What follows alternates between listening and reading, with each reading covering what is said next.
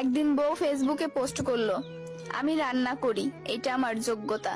আর যদি কেউ খেতে না পারে তাহলে ওইটা তার ব্যর্থতা। বইয়ের পোস্ট দেখে স্বামী কমেন্ট করলো, রাঁধুনি পছন্দ না হলে আরো একটা রাঁধুনি আনবো, আর এটা আমার যোগ্যতা। আর সতীন হয়ে থাকবা, এটা তোমার ব্যর্থতা। কি বুঝলেন ভাই? হারাম রিলেশন নামক জিনা থেকে দূরে থাকুন। নিজেকে আপনার ভবিষ্যৎ স্ত্রীর জন্য হেফাজতে রাখুন। বোন আমার, সঠিক জীবন সঙ্গীর জন্য অপেক্ষা করুন এবং নিজেকে পবিত্র রাখো। ছোট ছোট ভুল থেকে শিক্ষা নিতে শেখো।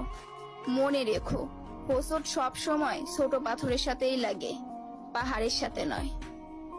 কবিরা গুনাহগুলোর মধ্যে একটি হলো নিজের বাবা মাকে অভিশাপ করা। জিজ্ঞেস করা হলো আল্লাহর রাসূলকে, হে রাসূল, মানুষ নিজের বাবা মাকে কিভাবে অভিশাপ করে? তিনি বললেন, যখন সে অন্যের বাবাকে গালাগাল করে তখন সে